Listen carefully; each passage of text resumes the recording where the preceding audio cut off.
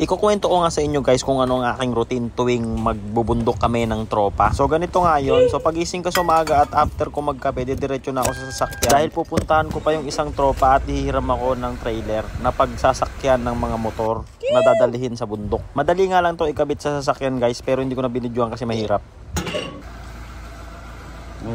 At pagkatapos ko nga ikabit yung trailer ay umuwi na ako sa bahay para maisampa ang aking motor. Matagal ko nga pinractice to, mga 43.5 minutes. At after ko nga maisampa yung motor ko ay pumunta na ako sa isa kong tropa para maisampa na yung mga motor nila. Let's go na tayo men, no? Let's go. At after nga magsampa ng motor ay nagmoving na ako habang umaandar at dumaan nga tayo dito sa may yat-yat. At syempre after nyan dito tayo sa may Forever stoplight sa may Highway 2000. Alright. At after naman dyan ay Antipolo Gaming naman tayo. Ayan, aakyatin natin yung Antipolo na yan para magpagas. Kuya, full tank, 50. After nyan, piniga ko na yung silinyador para mabilis tayo makarating dito sa may Kogyo, Inarawan at marami pang iba. At pag nandito ka na sa may kalsadang ito ay malapit ka na sa exciting part. At di ko na nga namalayan, nakarating na ako dito sa may Jerry's Cambigan, sa may Marilake. Yeah, road. At dumating na nga ang panahon na to ay nagsusot ako ng gears. Dito pa lang pinagpapawisan na ako, parang nag-trail na agad kami. So simula nga dito ay naglakbay na kami patungo sa may bundok, sa may Kinapuwin. Sakop pa rin to ng Antipolo. At ito nga pala yung entrada sa may Kinapuwin.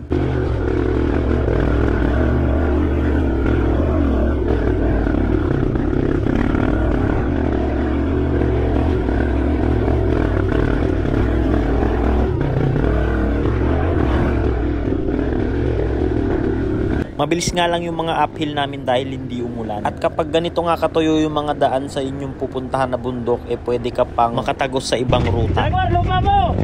Kapag first time mo nga guys mag-trail, nakakapagod. Pero kapag nasanay ka na, ikaw na mismo ang maghahanap. Isa nga to sa maraming paraan para ma-improve mo yung skills mo sa pagmumotor. At lalong-lalo na sa balancing ng motor. At isa pang kagandahan dito ay hindi ka makakasalubong ng mas kamote pa sa'yo. Ganito nga lang kami kasimpleng sumaya guys. Kailangan namin pahirapan ng sarili namin. Imbis na wala kaming problema kapag nasa bahay, gumagawa na lang kami ng problema dito sa may bundok. Alright. At alam nyo guys, ang pinaka the best part dito ay kapag sumimplang ka o natumba ka, walang iiyak dahil dito lahat masaya. Ito example. Dalawa. Sa mo gitna.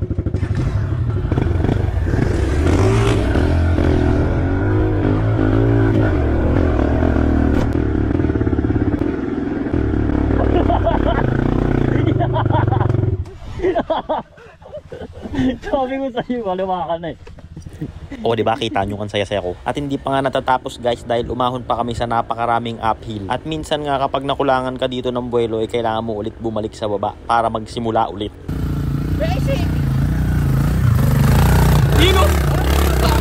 At pagtigil nga namin sa taas ay tingin muna kami sa view. May nasalubong nga rin dito kami guys ng mga 4x4. Siguro nag-trail din sila. Fast forward na nga natin. Pagkatapos namin dito sa bundok na to, dumiretso na kami sa entrada papunta kila Katoni Campsite. At ganito nga ang dadatnan nyo sa entrada pa lang.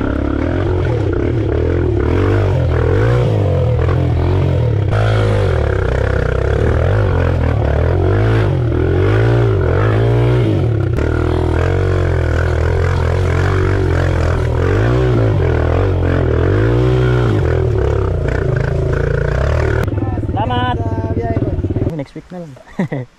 Buti na ano kayo buti hindi umulan ng tuloy-tuloy kasi pagka umulan naku madulas. Opo nga. Tara tay. Oo, sige. Si Katoni nga yung kausap ko guys, nandiyan siya sa part na yan dahil nagbabakod daw siya ng kanyang lupain. Isa nga to guys sa maraming trail site dito sa may Antipolo na pinupuntahan ng mga trail riders. Masarap nga rin dito tumambay guys dahil dito mo makakamit yung inaasam-asam mo na simoy ng hangin. At talaga namang probinsyang-probinsya ang mga bagay-bagay dito nila Katoni. Maraming nga ring alaga si Katoni na mapusa at aso. May native chickens din si Katoni at palaisdaan. At mga ilang minuto nga lang hindi na yata humihinga yung manok na hawak ng kaibigan ko kanina. At meron nga ring nahuling tilapia itong mga tropa. At di na nga natin patatagalin yan. Animal pa niya, sinukpok mo So ito Lagi Lang yung atong tilapia mo te. Pang-ihaw o pang ano? Pang-adobo. Ginamitan ko na nga ng skills ko guys para mas mabilis. Dati kasi akong fish vendor sa may magsaysay sa Taguig. Ayan, kung makikita nyo guys, nilalagyan ko pa ng pan-design yan. After nga nyan, naggisa na si Jaguar dahil magluluto daw siya ng adobong native na manok. Pan guys, adobong native. Let's go. Meathead chicken. Binigyan nga rin kami dito ng suha ni nanay at binanatan agad namin kasi baka banatan pa ng iba. Masarap nga ito guys, suha kapag sinausaw mo sa may konting asin. Siguradong tatamis yan. Kitang-kita naman sa mukha ko, di ba? Alright. Ganito maglagay ng magic sa ano, tilapia guys. Oh. Walang tapon. Super rap. Lulutuin sa kon guys. Instant cooker. Ito mga kuling lulutuin namin, no? Yung niluto ni Jaguar doon yung adobs. Sikin adobs. Hindi na namin bilag kasi bawal daw sabi ni Jaguar.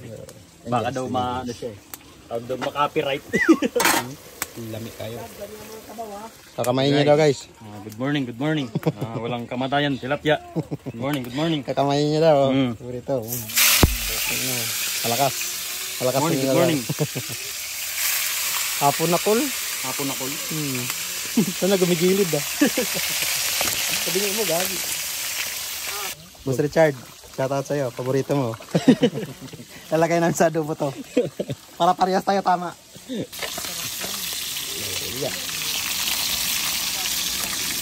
Kinuhanan nga rin kami ni nanay dito ng magsisilbi naming plato. Yan ang dahon ng saging. At pagkaluto nga ng mga bagay-bagay, hinain na yan sa amin. Ayan o, kinumang kanin. At yan na ang luto ni Jaguar. Native na manok na naglaho bigla.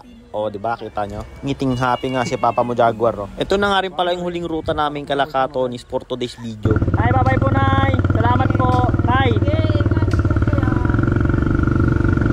After dito guys, ilalabas na kami ng tropa sa bundok dahil gagabi na rin. One way in at one way out nga to para sa mga nakamotor. Kaya dadaanan ulit namin yung mga dinaanan namin papunta rito kay Katoni.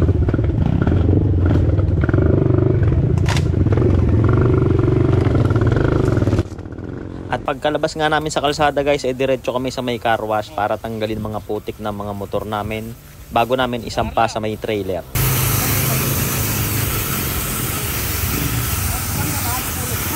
Ay, sorry. So isasampa na lang yung motor at itatali at uwi. Tapos na, masaya na lahat. Sige, bye-bye.